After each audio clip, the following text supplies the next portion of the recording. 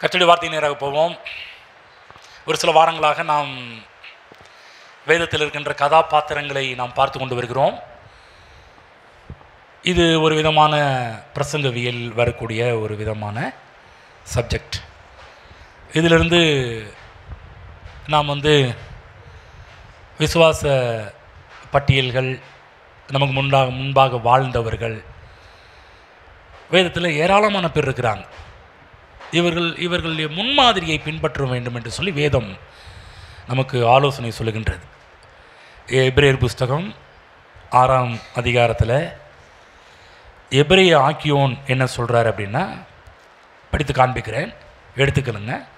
11 நீங்கள் அசதியாயிராமல் வாக்குத்தத்தமான ஆசீர்வாதங்களை விசுவாசத்தினாலும் நீடிய பொறுமையினாலும் சுதந்திரித்துக் கொள்ளுகிறவர்களை பின்பற்றுகிறவர்களாய் இருந்து, அதாவது சுதந்திரித்துக் கொள்ளுகிறவர்களை பின்பற்றுங்கள் என்று நமக்கு சொல்லுகிறதை நாம் இங்கு பார்க்கின்றோம்.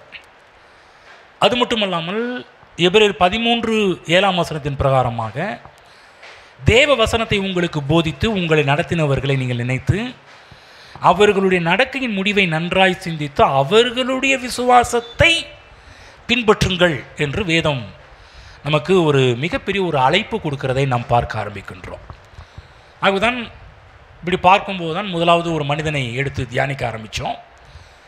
அவர் யார் என்றால் தானியேல் என்ற ஒரு மனிதன். தானியேல் புஸ்தகத்திலிருந்து நம்ம படிக்கிறதுனால தானியேல் மட்டும் இல்லாமல் தானியேலோடு கூட சேர்ந்த அந்த 3 நண்பர்களுடைய கேரக்டர்ஸையும், அவருடைய அணி, அந்த ஃபெய்த் டீம், அந்த டீமையும் பற்றி கொஞ்சம் நம்ம பார்க்க ஆரம்பித்தோம். ஏன்னா தானியேலம் பற்றி மட்டும் சொல்லாமல் அவர்களுடைய இவர்களும் கூட வரதுனால கொஞ்சம் அவர்களை பற்றி நம்ம என்ன பண்ண ஆரம்பித்தோம்னா பேச ஆரம்பித்தோம். இவங்க எப்படி இந்த நிறைய கேரக்டர்ஸில் பல்வேறு விதமான கேரக்டர்ஸை நம்ம பார்க்கும்போது இங்கே இப்போ நம்ம பார்க்கின்ற ஒரு ஸ்டடீஸ் என்ன அப்படின்னா, இவர்களுடைய விசுவாசம் என்கின்ற தலைப்பின் கீழாக பார்க்குறோம். இவருடைய விசுவாசத்துக்கு ஒரு மிகப்பெரிய ஒரு போராட்டம். இந்த விசுவாச பரீட்சை என்றெல்லாம் சொல்கிற பைபிளில் வருது இல்லையா, விசுவாச பரீட்சை, விசுவாச போராட்டம் அப்படின்லாம் வருதில்ல, அந்த மாதிரி இவங்க என்ன பண்ணுறாங்கன்னா இவங்களுக்கு ஒரு ஃபெய்த் டெஸ்ட்டு நடைபெறுகிறதை நம்ம பார்க்க ஆரம்பிக்கின்றோம். இங்கு பாபிலோன் ராஜாவாகிய நேபுகாத்நேச்சார் 90 அடி உயரம் 9 அடி அகலம் ஆன ஒரு சிலையை உண்டு பண்ணுகின்றான். அந்த சிலை என்ன என்பதை குறித்து ஒரு 2 காரியத்தை பற்றி பேசணும். இன்னொரு விஷயம் இருக்குது, அதான் கொஞ்சம் கிளைமேக்ஸில் வச்சுருக்கிறேன், வரப்போகிற நேரத்தில் அதையும் உங்களுக்கு சொல்ல போகிறேன். இது ஏன் இந்த காரியத்தை எதுக்காக இந்த சிலையை பண்ண வச்சா, 2வதுவருடைய இது ஏன் என்பது, சிலை என்றால் என்ன, இந்த சிலை ஏன் வணங்க வேண்டும் என்ற காரியத்தை சொன்னார் என்பதை பற்றி 2 காரியத்தை பார்க்க ஆரம்பித்தோம். அந்த நாட்களில் பார்த்திங்கன்னா பல்வேறு விதமான ஜாதி இனங்கள் ஒரே தேசத்தில் குடியிருக்கிறார்கள்.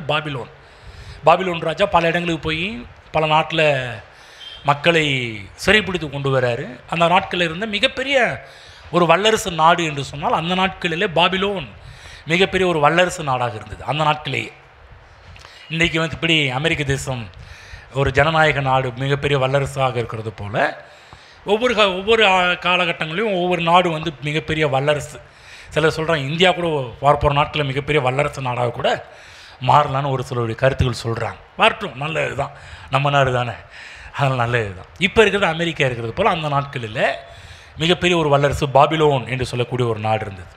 இவங்க என்ன பண்ணாங்கன்னா பல நாட்டை பிடிச்சாங்க. பல நாட்டை பிடிக்கிறது மட்டும் இல்லாமல் பல நாட்டில் இருக்கிற நல்ல திறமையான ஆட்களெல்லாம் கூட்டி வர ஆரம்பித்தாங்க. அதில் வந்தவர்கள் தான் தானியேல், ஷாத்ராக், மேஷாக், ஆபேத்நேகோ போன்ற வாலிபர்கள். இவர்கள் மட்டுமல்ல, இன்னும் ஏராளமான பேரையும் கொண்டு வந்திருக்கிறாங்க. இவங்க அந்த பாபிலோன் உலகத்தை ஆண்டது மட்டும் கிடையாது, அந்த பாபிலோனை இன்னும் டெவலப் பண்ணுறதுக்கு நல்ல நல்ல திறமைசாலிகள்லாம் எல்லா நாட்டிலேருந்து கொண்டு வந்தாங்க. அதனால் இவங்களை வச்சு தான் நேபுகாத்நேச்சார் பாபிலோனும் ரொம்ப டெவலப் பண்ண ஆரம்பித்தார். இப்படிப்பட்ட நேரத்தில் பாபிலோனுக்கு கொண்டு வரும்போது அநேகரை கைதிகளாக கொண்டு வர ஆரம்பிக்கிறாங்க.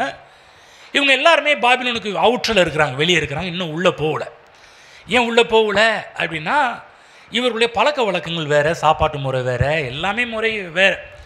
அதனால் இவங்க வெயிட் பண்ணுறாங்க, எப்படியாவது பாபிலோன் ராஜா நம்மளை விடுதலை ஆக்கி தயவு காண்பிச்சு கிருபை காண்பிச்சு. ஏன்னா இவங்க அடிக்கடி தப்பு பண்ணுவாங்க, ஆண்டுட்டு போவாங்க, சரண்டர் ஆவாங்க. உடனே ஆண்டு என்ன பண்ணுவார்னா அங்கே இருக்கிற ராஜாக்களை மாற்றி அவங்களை விடுவிச்சிடுவார்னு சொன்னதுனால இவங்க என்ன பண்ணுறாங்கன்னா தேவனுடைய இரக்கத்துக்காக காத்துக்கிட்டு இருக்கிறாங்க. எப்படியாவது இந்த ராஜா மாறிடுவான், நம்மளை திரும்ப எருசலேமுக்கு அனுப்பிடுவான்ற ஒரு மிகப்பெரிய ஒரு எதிர்பார்ப்பு அவர்களுக்குள்ளாக இருந்து இப்போ பாபிலோனுக்கு அவுட்டில் வெளியே இருக்கிறாங்க, இன்னும் உள்ளே போகலை. வெளியே இருக்கும்போது தான் எரேமியா தீர்க்கதரிசி ஒரு லெட்டர் அனுப்புகிறார்.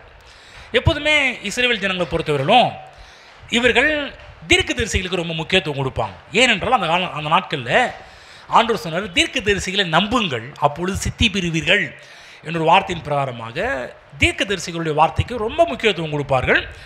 அந்த நாட்களில் இருந்த மக்கள் இன்றைக்கும் இருக்கிறாங்க, தீர்க்கதரிசிகளுக்கு முக்கியத்துவம் கொடுக்கின்ற ஆட்கள் எல்லாருமே அன்றைக்கி இருந்தாங்க. அதனால் என்ன பண்ணாங்கன்னா எரேமியாவுக்கு ரொம்ப ஒரு வேல்யூ இருந்துச்சு, எரேமியாவுடைய வார்த்தைக்கு ரொம்ப கனம் பண்ணினாங்க. இப்போ எரேமியா என்ன பண்ணுறாரு, பிடிச்சிட்டு போனவங்க எரேமியாவை அங்கேயே விட்டுட்டு வந்துட்டாங்க. இவனை கூட்டி போய் உட்கார வச்சு நம்ம சாப்பாடு போடுறதுக்கு இவன் அங்கேயே கிடக்குன்னு சொல்லி எரேமியாவை எருசலேமில் விட்டுட்டு போயிட்டாங்க. மற்றவங்களாம் கடத்திட்டு போயிட்டாங்க, சிறைக்காக பிடிச்சிட்டு போயிட்டாங்க.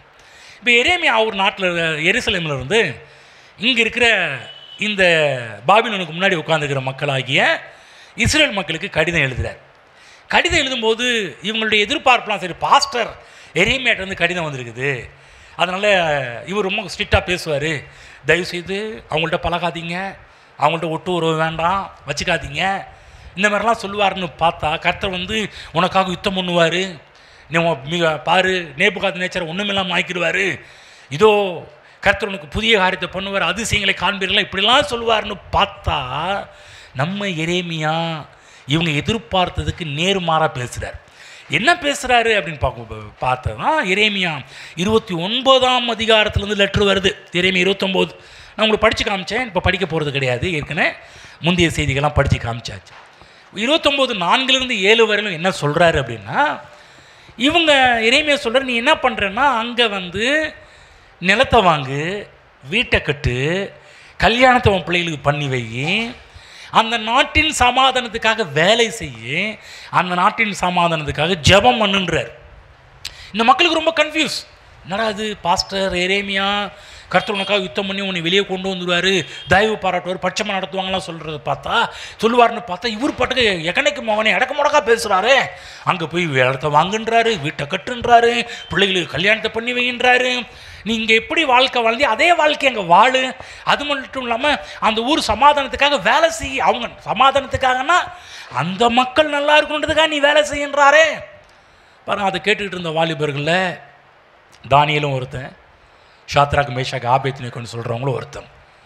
இந்த 4 பேர் என்ன பண்ணாங்கன்னா, பாஸ்டர் எரேமியா சொன்ன வார்த்தையை கீழ்ப்படிஞ்சாங்க, அதே மாதிரி வேலைக்கு போகிறாங்க. வேலையில் போய் பாபிலோன் தேசத்துலேயே மிகப்பெரிய ஒரு பொசிஷனில் போய் உட்காடுறாங்க.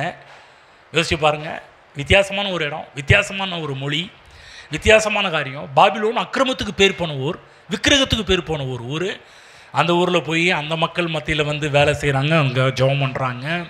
அது மட்டும் இல்லை, நல்ல ஒரு பொசிஷனில் இருந்ததுனால அந்த ஊரில் வந்து அநேகரால் இவங்க வந்து அதாவது மற்றவருடைய பொறாமையினால் மற்ற மக்கள் பாருங்க வந்து வேற ஊருக்காரன், சில பேர் வெளியூருக்காரன்ப்பா இங்கே வந்து நல்லா இருக்கிறான், வெளியூருக்காரன் இங்கே வந்து பார் டாப்பில் இருக்கிறான், வெளியூருக்காரன் இங்கே வந்து நம்பர் 1 ஒரு ஆளாக இருக்கிறான்னு சொல்லி பொறாமை. அதனால் பொறாமை வந்ததுனால ஒரு தந்திரமான ஒரு சூழ்ச்சியை பண்ணுகிறார்கள். சூழ்ச்சியை பண்ணி எப்படியாவது இவங்களுடைய நற்பேரை நாசமாக்கும், நல்ல பேரை கெடுக்கணும் என்ற ஒரு நோக்கத்துக்காகவே ராஜாட்ட சில காரியத்தெல்லாம் சொல்லி மிகப்பெரிய ஒரு சிலையை உண்டு பண்ண வைக்கிறதெல்லாம் பார்க்குறோம். இந்த மக்கள் பார்த்திங்கன்னா மற்ற மக்களுக்கு பிரச்சனை கிடையாது. ஏன் மற்ற மக்களுக்கு பிரச்சனை கிடையாதுன்னா, அவங்க வந்து விக்கிரக ஆராதனையில் பேர் போனவங்க மற்ற ஆட்கள்லாம், அவனுக்கு பல தெய்வ கோட்பாடு. ஆனால் யூதனுக்கு அப்படி கிடையாது. யூதனுக்கு என்ன கோட்பாடு, ஒரு தெய்வ கோட்பாடு, யெகோவா மட்டும்தான், அவர் மட்டும்தான் கடவுள், என்னையின்றி உனக்கு வேறு தேவன் உண்டாக வேணானாலும் அவன் என்ன பண்ணுவான், ஒரு யெகோவா தேவன் மட்டும்தான் அதை பண்ணுவான். நம்ம எப்படி பிதாவை மட்டும்தான் இது பண்ணுவோம், மற்ற வேறு எதுவுமே எந்த லைனும் போய மாட்டாங்க. ஆனால் இங்கே பார்க்குறோம் மற்ற ஆட்கள் எல்லாம் பார்த்திங்கன்னா 10 சாமியை கும்பிடுவானுங்க, 11வது சாமி நிறுத்தினா அதையும் கும்பிட்டு போயிடுவாங்க. அவங்களுக்கு ஒரு பெரிய ஒரு மேட்டரே கிடையாது. ஆனால் இந்த நேரத்தில் இந்த 3 பேரும் வணங்க மாட்டேன்னு சொல்கிறாங்க. அப்போ தான் பாருங்கள் என்ன நடந்தது என்பதெல்லாம் நம்ம பார்க்க ஆரம்பிக்கிறோம். இந்த சிலை பாபிலோனின் தெய்வங்களையெல்லாம் பிரதிபலிக்கின்ற ஒரு சிலை, பர்டிகுலராக ஒரு தெய்வம் கிடையாது, எல்லா தெய்வத்தையும் பிரதிபலிக்கின்ற ஒரு சிலையாக இருக்கின்றது. இந்த காரியத்தில் உள்ள நோண்டி பார்த்தாலும் தெரியுது. சூழ்ச்சி என்னன்னா, அவங்க என்ன நினச்சாங்கன்னா, அவங்க வந்து சமுதாய சீர்கேடு, மத நல்லிணக்கத்தை கொண்டு வர வேண்டும் என்ற ஒரு நோக்கத்துக்காக உருவாக்கப்பட்டது என்று சொன்னாலும் உள்குத்து உள்நோக்கன்றது வேறு மாதிரி இருக்குது.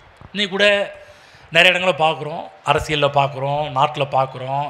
அவங்க சொல்கிறது ஒரு காரியமாக இருக்கும், ஆனால் உள்குத்து உள்நோக்கம்னு பார்த்தீங்கன்னா வேறு மாதிரி இருக்கும்.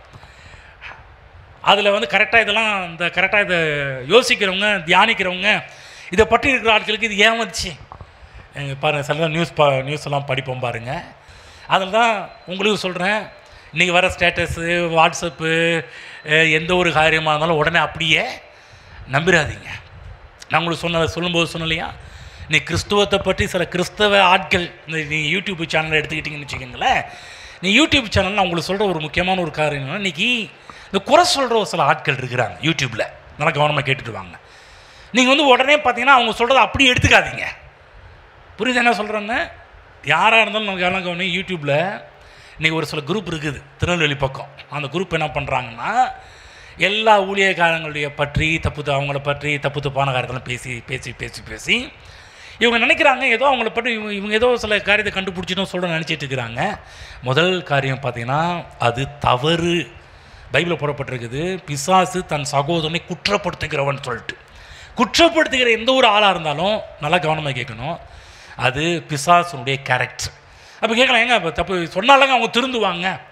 சொன்னால் திருந்துவாங்கனாலும் கரெக்டாக சொன்னாங்கன்னா அதாவது கரெக்டாக உண்மையை சொல்கிற மாதிரி இருந்தால் சொல்லலாம். ஆனால் சொல்கிற எல்லோரும், நானும் பார்த்தீங்கன்னா சில பேர் அனுப்புவாங்க, பாஸ் உங்களுக்கு தெரியுமா இவங்க இப்படி சொல்லிட்டாங்க அப்படி சொல்லிட்டாங்கன்னு. நானும் ஆரம்பத்தில் இவங்க சொல்கிற காரியத்தில் எடுத்து போச்சு பார்க்கும்போது அவங்க சொல்கிறது ஃபுல்லாக எல்லாம் கிட்டத்தட்ட 99% அதாவது 99% பொய்யை சொல்கிறாங்க, 1% மட்டும் உண்மையை சொல்கிறாங்க. ஆகவே தான் புரிஞ்சுக்கிட்டேன் இவங்க வந்து தப்பாக சொல்கிறாங்க, சரியாக எதையுமே நிதானிக்காதவர்கள். பிற்பாடு அவங்க லைஃப்பெல்லாம் எடுத்து பார்த்தா ஓப்ளஸாக இருக்குது. உண்மை இல்லாத மக்கள், அதாவது கர்த்தருக்கு உண்மை இல்லாத மக்கள். பைபிளில் சில காரியத்தை 4 காரியத்தை தெரிஞ்சு வச்சுக்கிட்டு இந்த அறிவு பெருத்தவர்கள் நோவு பெருத்தவர்கள்ன்ற மாதிரி இந்த பைபிளில் சில காரியத்தை இன்னும் சொல்கிற பைபிளை பற்றி தெரியாத ஆட்கள் தான் இந்த யூடியூப்பில் பல பேரெல்லாம் பற்றி குறை சொல்லிக்கிட்டுலாம் அணைஞ்சிக்கிட்டு இருக்கிறாங்க. கொஞ்சம் நீங்களும் உங்களுக்கு ஏதாவது நியூஸ் வந்துச்சுன்னா உடனே இங்கே பாருங்கள் இவரை பற்றி இப்படி சொல்லியிருக்கிறாங்க, அவரை பற்றி இப்படி சொல்லியிருக்காங்கன்னு நீங்கள் என்ன பண்ணுவீங்க? நேரத்தை செலவு பண்ணி அவங்க அவங்களுக்கு நிறைய வியூவர்ஸை கூட்டி சேர்க்காம அப்படி தான் வந்துச்சுன்னா உடனே என்ன சொல்ல போனால் அதெல்லாம் சப்ஸ்கிரைபே பண்ணாதீங்க. அது போக வேண்டிய அவசியம் கிடையாது. இன்னும் சொல்ல போனால் நம்ம ஊர் மென்டாலிட்டி பார்த்தீங்கன்னா அடுத்த வீட்டில் சண்டை தான் உடனே எட்டி பார்க்குற மாதிரி அப்படியே பழகிட்டோம். ஊர் சண்டை பக்கத்தில் உடனே சத்தம் தான் உடனே எழுச்சி போகிறது. எதுக்கு அடுத்த வீட்டு சண்டையில் நம்ம ஒன்றும், அதாவது சமாதானம் பேச்சுக்கிறாங்க தான் போகலாம், மற்றபடி போக வேண்டிய அவசியம் கிடையாது. புரிஞ்சுச்சா? இப்போ என்ன இதுக்கு ஏன் சொல்ல வரேன்னா, எதுக்காக சொல்ல வரேன்னா, இது உங்களுக்கு தேவைப்படுதுன்னு சொல்ல வரேன். அதாவது இவங்களுடைய உள்நோக்கமே வேறு காரியங்கள். என்னன்னா இவருடைய டார்கெட் என்னன்னா மத நல்லிணத்துக்காக கொண்டு வரல, ஒற்றுமைக்காக கொண்டு வரல. இவங்களுடைய டார்கெட் யூதனை தாக்கணும், இவருடைய பொசிஷனை கீழே இருக்கணும், இவருடைய பதவியை கீழே இருக்கணும், அதன் மூலமாக இவர்கள் மேலே வர வேண்டும் என்பதுதான் முக்கியமான ஒரு காரியமாக இருந்தது என்பதை பற்றி நம்ம வந்து போன வாரத்தில் ஒரு சில காரியங்கள்லாம் சொல்ல ஆரம்பித்தோம். ஆனால் கிறிஸ்தவங்க அப்படிப்பட்டவர்களா, யூதர்கள் அப்படிப்பட்டவர்களா, கிறிஸ்தவர்கள் அப்படிப்பட்டவர்களா? நான் உங்களுக்கு சொன்னேன், முதல்ல நம்மளை தெரிந்து கொள்ள வேண்டும். கிறிஸ்தவர்கள் யார்? இதுமாதிரி இவங்களை போல வலுக்கட்டாயம் பண்ணுறவங்களா, இவங்களை போல வந்து ஒற்றுமையை விரும்பாதவர்களா, மற்றவர்களை போல வந்து நேர்மை இல்லாதவர்களா என்று பார்த்தால் இந்த இடத்துல வர தானியல், ஷாத்ராக், மேஷாக், ஆபேத்நேகோ என்று சொல்லக்கூடிய 4 பேரும் பார்த்தீங்கன்னா பைபிளில் போடப்பட்டிருக்குது. தானியலே சொல்கிறாரு, ஐயா தேவனுக்கு முன்பாகவும் எந்த தப்பும் பண்ணலை, உமக்கு முன்பாகவும் நான் எந்த ஒரு நீதி கேடும் செய்தது இல்லை என்று சொல்லக்கூடிய ஒரு அருமையான ஒரு ரெக்கார்டை பதிவு பண்ணியிருக்கிறார்கள். அப்படின்னு பார்க்கும்போது இவங்கள்ட்ட எந்த ஒரு குற்றமும் கண்டுபிடிக்க முடியல. அதனால தான் வில்லங்கத்தனமான காரியத்தை பண்ணுறாங்க. கவனமாக கேளுங்க, நம்முடைய வாழ்க்கை கூட சில பேர்லாம் இருக்கிறாங்க பாருங்கள், நம்முடைய வாழ்க்கையில் எப்படியாவது கீழே இருக்குன்னு சில காரியத்தை பார்ப்பாங்க. ஆனால் பார்க்கணும் போது வேறு காரியத்தை கொண்டு வருவாங்க. கவலைப்படாதீங்க, கர்த்தர் உங்களோட கூட தான் இருக்கிறார். எதெல்லாம் உங்களை மாட்ட வைக்கிறாங்களோ கர்த்தர் அதிலிருந்து உங்களை காப்பாற்றுவார் என்பது அது நிச்சயமான ஒரு காரியம், முக்கியமான ஒரு காரியம். அதனால் நீங்கள் ஃபீல் பண்ணி கலங்கிட்டு இருக்க வேணாம். இப்போ உலகத்தில் எழும்பி உங்களுடைய பொசிஷனுக்கு, உங்களுடைய நிலைக்கு, உங்களுடைய பதவிக்கு, உங்களுடைய அந்தஸ்துக்கு பங்கம் விளைவிக்கின்ற காரியத்தை கூட இருக்கிறவங்க மற்ற ஆட்கள் கொண்டு வரலாம். ஏன்னா உலகம் அதுக்கு தான் காத்திருக்குது.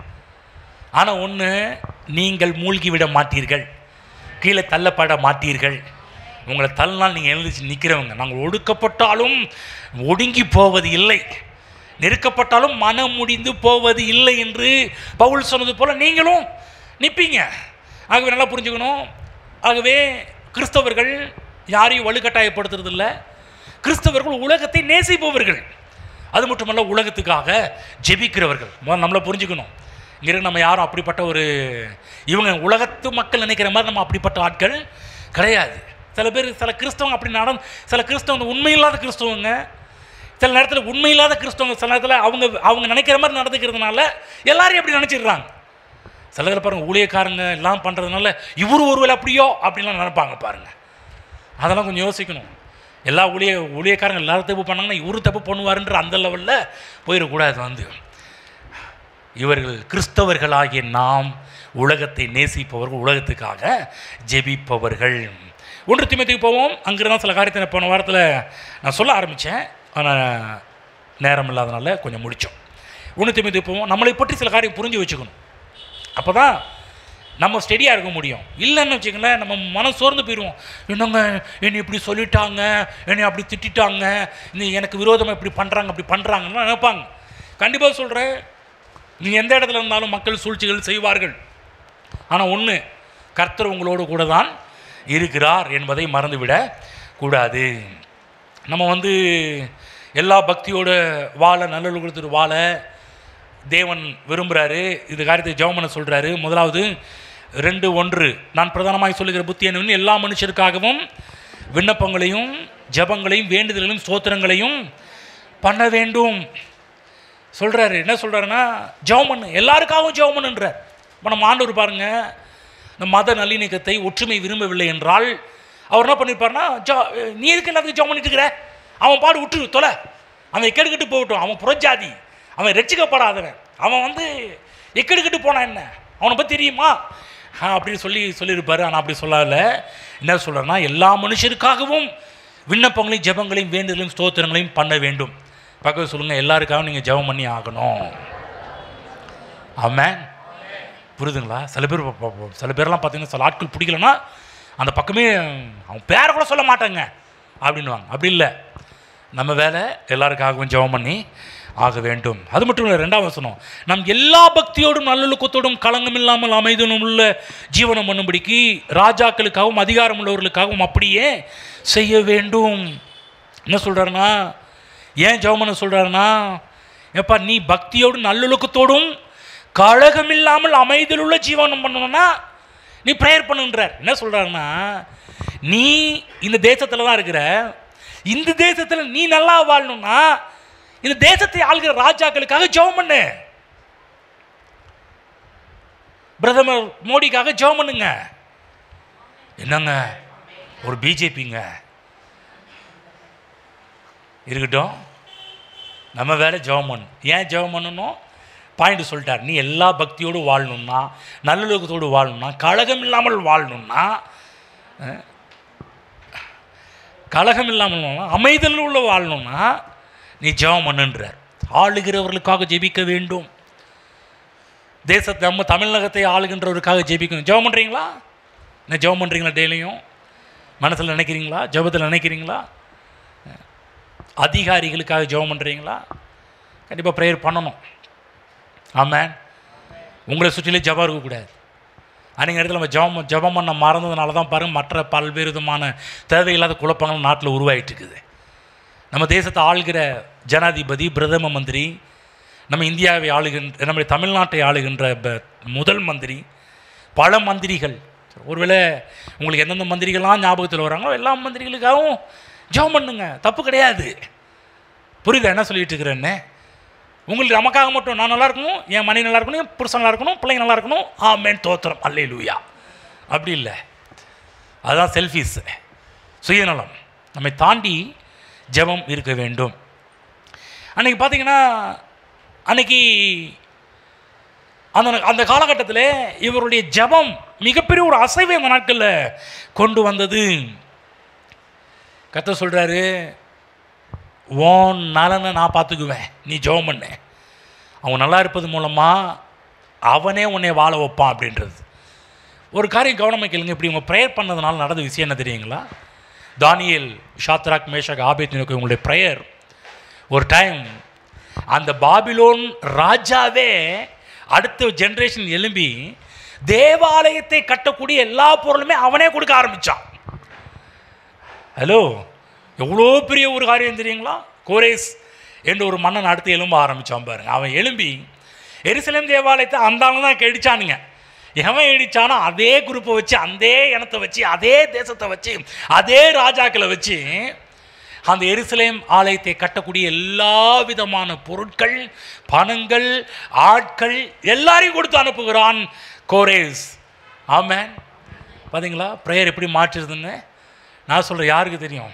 மோடி கூட சேலம் நம்ம ஏஎஃப்டி சர்ச்சுக்கு ஒரு 100 கோடி கொடுத்தா கூட கொடுக்கலாம். யோசிச்சு பாருங்க, எதுக்கோ கொடுக்குறாங்க. அதாவது நடக்குமோ நடக்காதோ, ஆனால் பண்ணும். எப்படியோ ஒரு விதத்தில் நமக்கோ இல்லை மற்ற இடங்களுக்கோ தேவாலயங்களுக்கு சட்டத்தை மாற்றலாம்ல, சட்டங்கள் மாற்றப்படும்ல. ஒன்றும் இல்லை, 100 கோடி கொடுக்க வேணாம். ஆனால் இப்போ நடக்கிற சபையை டிஸ்டர்ப் பண்ணாமல் இருக்க முடியும்ல. எவ்வளவோ இடத்துல சபைகள் சபை உள்ளே பூந்தே அடித்து, உள்ளே பூந்தே மக்களை ஆராதனையை டிஸ்டர்ப் பண்ணி ரத்த காயங்களெலாம் அங்கே இருக்கிற ஊழியர்களை டிஸ்டர்ப் பண்ணுறாங்க. அந்த மாதிரிலாம் இல்லாத அளவுக்கு நம்ம ஜெபத்தில் தடுத்து நிறுத்தலாம் அல்லவா? அவங்களுடைய அஜெண்டாவை மாற்றி எழுதக்கூடிய அளவுக்கு தேவன் செய்யும்படிக்கான ஜெபத்தை பண்ணலாம் அல்லவா? புரியுதா? அன்றைக்கி என்ன சொல்கிறேன்னு சில பேருக்கு தெரியும். சில பேர் நம்ம சேலத்திலேயே இருக்கிறோம், கொஞ்சம் வட மாநிலத்தில் நடக்கின்ற சில காரியத்தெல்லாம் பார்த்தோம்னா ரத்த கண்ணீரை வர ஆரம்பிக்கும். நம்ம ஊழியக்காரர்கள் படுகின்ற அவதி, பிரச்சனைகள், போராட்டங்கள் இதெல்லாம் பார்க்கும்போது நமக்கு ரத்த கண்ணீரே வந்துடும். அந்தளவுக்குலாம் இங்கெல்லாம் நம்ம தமிழ்நாட்டில் சுதந்திரமாக இருக்கிறோம். நார்த் இந்தியாவில் அப்படி கிடையவே கிடையாது. நான் சொல்ல நம்முடைய ஜெபம் அங்கே இருக்கின்ற அரசியல்வாதிகளுக்கு ஜெபம் பண்ணும்போது அங்கே அமைதலும் உள்ள ஜீவனத்தை நம்ம சக விசுவாசிகள் கிறிஸ்துவர்கள் அங்கே அனுபவிப்பதை நம்ம பார்க்க ஆரம்பிக்கலாம். ஆகவே தான் பாருங்கள், அவங்கள திட்டாதீங்க, அவங்களுக்காக ஜெபம் பண்ணுங்க. ஆமென். புரியுதுங்களா? யாரும் பிஜேபி திட்டிக்கிட்டு இருக்க வேண்டிய அவசியம் கிடையாது. ஜெபம் பண்ணுவோம். கர்த்தர் சூழ்நிலைகளை மாற்றுவார். வேலைக்கு அவங்க தேசத்தில் வேலை செய்யணும்னா ஜெபம் பண்ணுங்க. நீங்கள் எந்த வேலையில் சொன்னாலும் எந்த முதலாளி ஜெபம் பண்ணுங்க. அவங்க முதலாளிக்காக ஜெபம் பண்ணுங்க. ஏன் உங்கள் முதலாளிக்கு ஜெபம் பண்ண சொல்கிறோன்னா, நீங்கள் அந்த இடத்துல வேலை செய்ய நீங்கள் நல்லா இருக்கணும்னா அந்த முதலாளிக்கு ஜெபம் பண்ணி தான் ஆகணும். பாஸ்டர் எங்கள் முதலாளி இப்படி அப்படி பரவாயில்ல, இப்படி அப்படி இருக்கிற முதலாளி உங்களுக்கு ஃபேவர் பண்ணக்கூடிய ஒரு ஆளாகவே மாறிடுவார். அவராங்க எங்க நினச்சே பார்க்கலங்க, கற்பனையே பண்ணலைங்க. இவர் இப்படி எனக்கு கையெழுத்து போடுவார்னு நினச்சே பார்க்கல, இவர் எனக்கு தூக்கி கொடுப்பாருன்னு நினச்சே பார்க்கலைங்க. உங்கள் ஜெபம் அவரை மாற்றும் பாருங்க. ஆகுது ராஜாவுக்காக ஜெபம் பண்ணணும், சமாதானத்துக்காக வேலை செய்கின்றாரு, சமாதானத்துக்காக ஜெபம் பண்ணுறாரு. அப்போ கிறிஸ்தவங்க யார்? எல்லாருக்காகவும் ஜெபிக்கிறவர்கள், ஆளுகிறவர்கள், நன்றாக இருக்க ஜெபிக்கிறவர்கள். ஆமென். சொல்கிறது உங்களுக்கு புரியுதுங்களா? ஆகவே ஏதாவது நீங்கள் நியூஸ் பார்க்கும்போது உடனே ஜெபம் பண்ண ஆரம்பிச்சிருங்க. ஏதாவது தலைவர்கள் டக்குன்னு கண்ணில் பட்டுச்சுன்னா வாட்ஸ்அப்லேயோ எதுலேயோ ஒரு தலைவர்கள் யாரோ அமைச்சர்கள், மந்திரிகள் யார் வந்தாலும் உடனே டக்குன்னு ஆண்டவரே இயேசு நாமத்தில் அந்த மந்திரி ஆசீர்வதிக்கிறேன், அந்த தலைவர் ஆசீர்வதிக்கிறேன், அந்த அதிகாரி ஆசீர்வதிக்கிறேன் என்று சொல்லி ஆசீர்வதித்து ஜெபம் பண்ணுங்க. ரட்சிப்புக்கு கர்த்தர் நடத்துவார். நீங்கள் மரியாதையோடு அந்த இடங்களில் வாழ ஆரம்பிப்பீர்கள். ஆமென். எல்லாரும் இதை விரும்பணும். இங்கே இருக்கிற எல்லாரும் ஒரு சிலர் மட்டும் கிடையாது. இது ஒரு சிலர் மேலும் விழுந்த கடமை மட்டும் கிடையாது, இது எல்லார் மேலும் விழுந்த கடமை. ஆமென். ஆகவே முதலாவது கிறிஸ்தவங்க தெரிந்து கொள்ள வேண்டிய ஒரு விஷயம், நம்ம வலுக்கட்டாயப்படுத்துறது கிடையாது, நம்ம ஆசை காட்டி மோசம் போக்குற ஒரு ஆள் கிடையாது. நம்ம என்னன்னா இந்த ஊர் கலாச்சாரத்தில் இருக்கிறோம் என்பதை மறந்து விடக்கூடாது. ஆமென். இந்த ஊர் கலாச்சாரத்தில் நாம் நன்றாக இருக்க வேண்டும் என்றால், இந்த ஊர் கலாச்சாரத்தில் நம்ம சமாதானமாக இருக்க வேண்டும் என்றால் நாம் நம்முடைய நாட்டை நேசிக்க வேண்டும். எப்படி இந்த பிள்ளைங்க ஸ்கூலில் உறுதிமொழி எடுப்பது போல் நம்ம கூட அப்படி எடுக்கணும் போல சில நேரத்தில். ஹலோ என்னங்க ஐயா, இதுவரை சபையில் இல்லாத காரியத்தெல்லாம் கொண்டு நுழைச்சிட்டு இருக்கிறீங்களே. இல்லை என்ன சொல்கிறேன்னா ஒரு ஆசை, மற்றபடி வேறு ஒன்றும் கிடையாது. இதை சொல்லணுன்ற ஒரு கட்டாயமும் கிடையாது. இருந்தாலும் என்னன்னா அப்படிப்பட்ட உறுதிமொழிகளை நாம் தனிப்பட்ட விதங்களில் எடுத்துக்கொள்வோம். ஆமாம், நம்ம இந்த கலாச்சாரத்தோடு இருக்கிறோம், இந்த தேசத்தில் வாழ்ந்துருக்கிறோம். கொஞ்சம் தேசப்பட்டு நமக்கு இருக்க வேண்டும். சில நேரத்தில் அநேக நேரத்தில் பாருங்கள், நம்ம கலாச்சாரத்தை மதிக்கிறதே கிடையாது சில நேரத்தில். அதனால் ஏற்படக்கூடிய பல பிரச்சனைகளை சந்திக்கிறோம். நல்ல கலாச்சாரத்துக்கு வரவேற்பு கொடுக்க வேண்டும். அந்த கலாச்சாரம் தப்பாக நடத்தும் என்றால் கொஞ்சம் நிற்கணும், ஸ்டாப் ஆகணும். இல்லை உங்கள் நம்மளை தப்பான திசையில் கொண்டு போகுதுன்னா அதுக்கு ஸ்டாப் பண்ணி வேறு லைனில் போக ஆரம்பிக்கும். ஓகே, 2-3 2-3 நம்முடைய இரட்சகராகிய தேவனுக்கு முன்பாக அது நன்மையும் பிரியமுமாய் இருக்கிறது. என்ன சொல்கிறாரு பவுல்? எப்பா ஜெபம் பண்ணுன்றாரு. யாருக்காக? அதிகாரம் உள்ளவங்களுக்காக ஜெபம் பண்ணுன்றாரு. 3வது என்ன சொல்கிறாருன்னா, அப்படி செய்கிறது தேவனுக்கு முன்பாக அது நன்மையும் பிரியமுமாய் இருக்கிறது. இப்படி செய்கிறது பாஸ்டர் லியோவுக்கு பிரியம் நான் சொல்லலை, எனக்கு பிரியம். எப்போ இது தேவனுடைய திட்டம் என்று அறிந்து கொள்ளும்போது நான் எனக்கு பிரியம். நான் உங்களுக்கு சொல்கிறேன், நீங்கள் இப்படி செய்வது தேவனுக்கு நன்மையும் பிரியமுமாய் இருக்கிறது. அது மட்டும் 4ஆம் வசனம், எல்லா மனுஷரும் ரட்சிக்கப்படவும் சத்தியத்தை அறிகிற அறிவை அடையவும் அவர் சித்தமுள்ளவராய் இருக்கிறார். எதுக்காக ஜெபம் பண்ண சொன்னார்? ஏன் சொல்கிறாரு ஜெபம் பண்ண சொல்கிறாரு? ஏன்பா எல்லாரும் ரட்சிக்கப்படணும், சத்தியத்தை அறிகிற அறிவை அடைய வேண்டும் நான் விரும்புகிறேன். பைபிளை படிக்கணும். ஆண்டவரே பரலோகத்திலே உம்முடைய சித்தம் செய்யப்படுவது போல பூமியிலையும் உம்முடைய சித்தம் செய்யப்படுவதாக. அப்போ பரலோகத்தினுடைய சித்தம் என்ன படணும்? சத்தியத்தை அறிகிற அறிவை அடைய வேண்டும். இங்கே பாருங்க, பவுல் எல்லாரையும் வலுக்கட்டாயப்படுத்த சொல்கிறாரா? பலாத்காரம் செய்ய சொல்கிறாரா? கிடையாது. கிறிஸ்தவர்கள் யாரையும் பலாத்காரம் பண்ணுறதோ வலுக்கட்டாயப்படுத்துறது கிடையாது.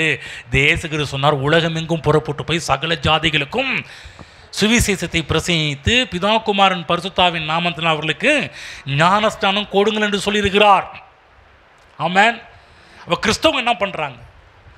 கிறிஸ்தவர்களுடைய வேலை ஒன்லி பிரசங்கம் செய்வது கிறிஸ்தவர்களுடைய வேலை. ஜெபம் பண்ணணும்.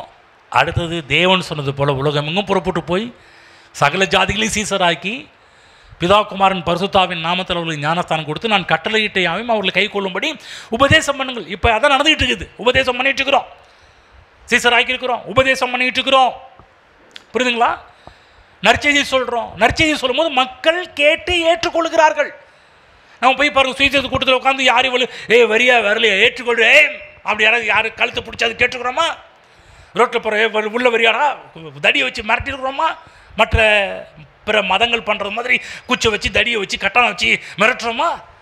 கிடையவே கிடையாது. ஜஸ்ட் ஒன்லி மைக் எடுத்து பிரசங்கம் பண்ணுறோம் இல்லைங்களா? பிரசங்கம் பண்ணுறோம். அது ஏன் பிரசங்கம் பண்ணுறோம்?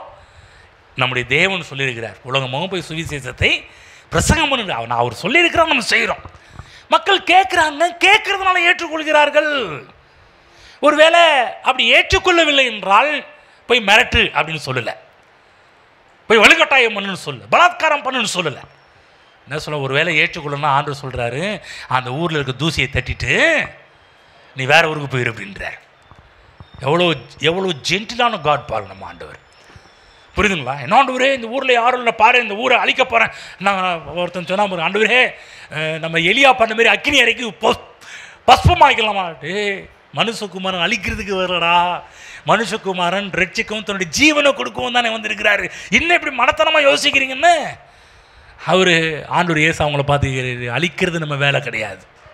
திரும்ப சொல்கிறேன், நம்ம வாயை திறந்து கூட மற்ற மக்களை சபிப்பது கூட நாம் அழைக்கப்படவில்லை. நம்ம எதற்காக அழைக்கப்பட்டிருக்கிறோம்? ஆஸ்வதிப்பதற்கென்றே கர்த்தர் நம்மை தேர்ந்தெடுத்து நம் மக்களை ஆஸ்வதிப்பதற்காகவே கர்த்தர் நம்மை அழைத்திருக்கிறார். அதுதான் வலுக்கட்டாயம் செய்வது கிடையாது, யாரையும் ப்ரெஸ் பண்ணுறது கிடையாது. நல்லா இங்கே இருக்கிற ஒவ்வொரும் புரிஞ்சுக்கணும்.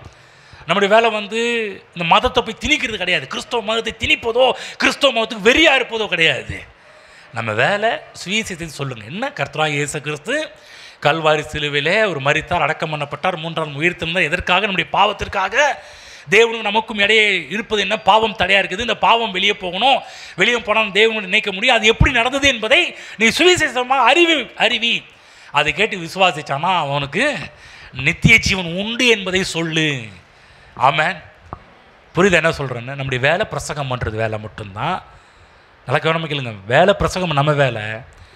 பிரசங்கம் பண்ணிட்டு இருக்கும்போது மக்கள் உள்ளத்தில் இறங்கி கிரியை பண்ணுறது யாருன்னா ஆவியானவருடைய வேலை. பிரசங்கம் பண்ணுறது இன்னைக்கு கூட பாரு, நான் பிரசங்கம் பண்ணிட்டு இருக்கிறேன். உங்கள் உள்ளத்தில் போய் இதை கவனிக்க வைக்கிறது எல்லாமே ஆவியானவர். உங்களை திசை திருப்புறது எல்லாமே கர்த்தருடைய ஆவியானவருடைய வேலை செஞ்சுட்டு இருக்கிறார். என்னுடைய வேலை சும்மா பேசிட்டு இருக்கிறார், அவ்வளோதான். மற்றபடி கிரியை செய்கிறது எல்லாமே ஆவியானவர். எப்படி இன்றைக்கு ஆவியான உங்களுக்குள்ள இருந்து கிரியை செய்கிறார், அதே போல தான் ஒருத்தருக்கு சுவிசேஷத்தை அறிவிக்கும் போது கூட ஆவியானவர் இறங்கி அங்கே கிரியை செய்து மக்களுக்குள்ள ஒரு மாற்றத்தை உண்டு பண்ணுகிறார். ஆகவேதான் பவுல் சொல்றாரு, கிருபையினால் விசுவாசத்தை கொண்டு ரட்சிக்கப்பட்டீர்கள், இது தேவனுடைய ஈவு அப்படின்றார். நீ ரட்சிக்கப்பட்ட, எப்படி ரட்சிக்கப்பட்ட? நீயா ரட்சிக்கப்பட்டியா? இல்லையா, சுவிசேஷம் உனக்கு அறிவிக்கப்பட்டது கிருபையினால், விசுவாசத்தை கொண்டு ரட்சிக்கப்பட்டீர்கள். ஆகவே கர்த்தர் சொல்ல சொல்கிறார், அதனால் நம்ம சொல்கிறோம். அப்போ இதுதான் கர்த்தருடைய விருப்பமாக இருக்கிறது. சரி, அடுத்தது பாருங்க என்ன சொல்கிறார். 4ஆம் வசனம் சொன்னோம் இல்லையா, இன்னும் இப்போ வரிசையாக பேசிட்டு வரோம். பவுல் சொல்ல எல்லாருக்கும் ஜெபம் பண்ணு, எல்லாரும் நேசி, ஜெபம் பண்ணு, விசேஷமாக அதிகாரம் உள்ளவங்க ஜெபம் பண்ணு. ஏன் ஜெபம் பண்ண சொல்கிறாரு? அப்படி செய்கிறதாம்ப்பா கர்த்தருக்கு நன்மையும் பிரியுன்றாரு.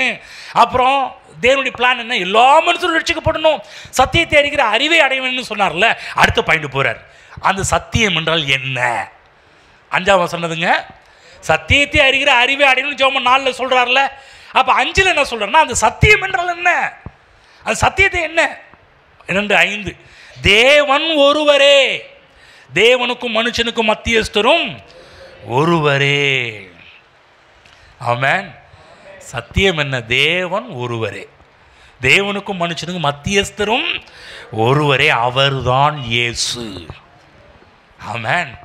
இந்த சத்தியம் யாரு? அவங்க இயேசு கிறிஸ்து, நானே வழியும் சத்தியமும் ஜீவனுமாக இருக்கிறேன், அவர் தான் சத்தியம். அதை சொல்றாரு. அப்போ பரிசுத்த தேவனிடத்தில் நாம் செல்ல வேண்டும் என்றால் அதற்கு வழியை உண்டாக்கி தந்தவர் கர்த்தராகிய இயேசு கிறிஸ்து.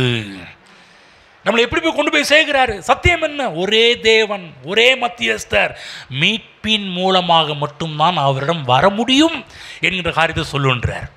அதுதான் நம்ம யார் மேலே ஆண்டவர் வற்புறுத்தி இருக்கிறாரா? நம்ம போய் வற்புறுத்திக்கிட்டு இருக்கிறோமா? தேவன் சொல்ல, இதை போய் பிரசங்கம் பண்ணு. நம்முடைய நல்லா கவனம், இங்கே இருக்கிற எல்லாருடைய வேலை பார்த்தீங்கன்னா, உங்கள் வேலை என்ன? சுவிசேஷத்தை சொல்ல வேண்டியது நம்முடைய வேலை. எதிர்கேள்வி கேட்கக்கூடாது. இவங்க ஏற்றுக்கொள்வாங்களா, ஏற்றுக்கொள்ள மாட்டாங்களா? அதல்ல. ஜெபம் பண்ணி ஞானத்தோடு சுவிசேஷத்தை அறிவிக்க ஆரம்பியுங்கள். சுவிசேஷத்தை அறிவிக்க சொன்னால் உடனே குடிகாரனை போய் உட்காந்து பேசிட்டு இருக்காதீங்க. நம்ம ஆட்கள் சில ஞானம் இல்லாமல் சில காரியம் பண்ணுறதுனால கடைசியில் உங்கள் நேரம் வீணாக போயிடும், எனர்ஜி வீணாக போயிடும்.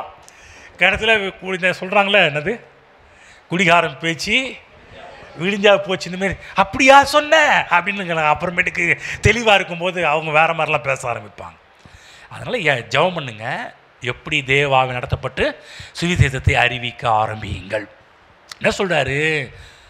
இதை போய் பிரசங்கம் பண்ணு, இதை போய் சொல்லு. அதுதான் பாருங்கள், கிறிஸ்தவங்க போய் யாராவது மிரட்டி பார்த்துருக்கீங்களா? நீங்கள் இது கேள்விப்பட்டிருக்கீங்களா? கிறிஸ்தவங்க இந்த ஊரில் போய் மிரட்டினாங்க, கிறிஸ்தவங்க அந்த ஊரில் போய் இந்த மாதிரி பிரச்சனை பண்ணாங்களா? கேள்விப்பட்டிருக்கிறீங்களா? என்னைக்காவது நியூஸ் வந்திருக்குதா?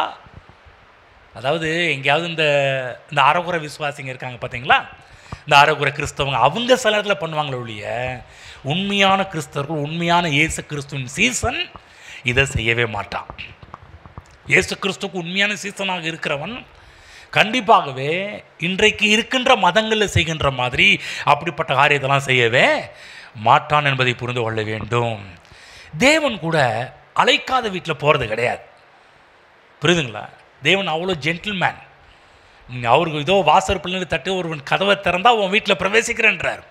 அப்போ பிரசங்கம் கேட்கும் போதெல்லாம் என்ன கர்த்தர் தட்டுறாரு. நீங்கள் பிரசங்கம் பண்ணுறீங்க, நீங்கள் பிரசங்கம் பண்ணும்போது ஆவியானவர் என்ன பண்ணுறாருன்னா அவங்க இருதய கதவை தட்டுறாரு.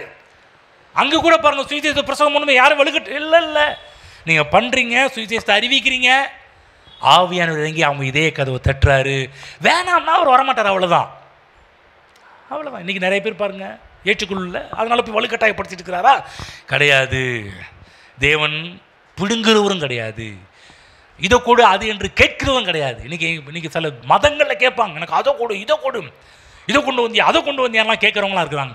ஆண்டவர் இயேசு தேவன் இந்த மாதிரிலாம் யார்கிட்டையும் கேட்டது கூட கிடையாது. அவர் ஒன்றே ஒன்று, என் மகனே உன் இருதயத்தை தா, அதை மட்டும்தான் கேட்குறாரு, வேறு எதையும் கேட்க கிடையாது. ஏன் இருதயத்தை தான் கேட்குறாரு? ஏன் இருதயம் கொஞ்சம் கிறுக்குள்ளதுமாக இருக்குப்பா, அதை மாற்றித்தர, அதை கொடு அப்படின்றார். ஏன் இருதயம் முக்கியம்? ஏன்னா அதில் தான் கடவுள் குடிக்கொள்கிற இடம், அந்த இடம் மோசம், அதை கூட நான் மாற்றித்தரேன் அப்படிதான் சொல்கிறாரே ஒழிய இவ்வளோ கொடு, அவ்வளோ கொடு, அதை கொடு, இதை கொடு. நிர்பந்தம் செய்கிறவர் கிடையாது.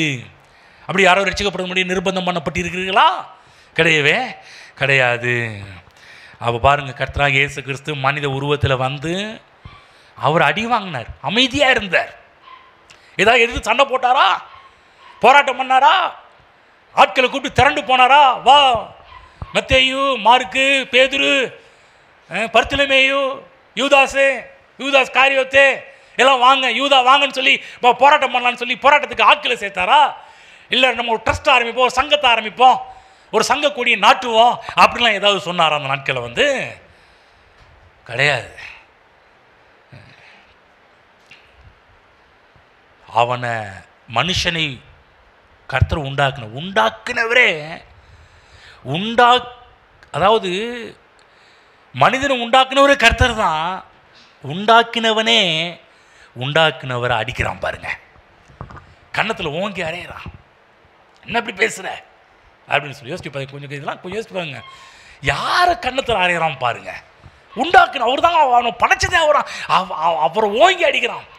யோசிச்சு கல்வாரி சிலுவை நடக்கிற ஒரு காட்சியெல்லாம் கொஞ்சம் யோசிச்சு பார்த்தா, உண்டாக்கினவர் கடவுள் இறைவன் அவரை சாட்டில் அடிச்சிருக்கிறான், அவர் மேலே எச்சு தூப்புறாங்க, அவர் மேலாம் பண்ணுறாங்க. என்ன ஜி ஜும்பா போட்டாரா? இல்லை அப்படி இப்படி கையை விட்டு இப்படி புஷ் அஷ்ன்னு பண்ணாரா?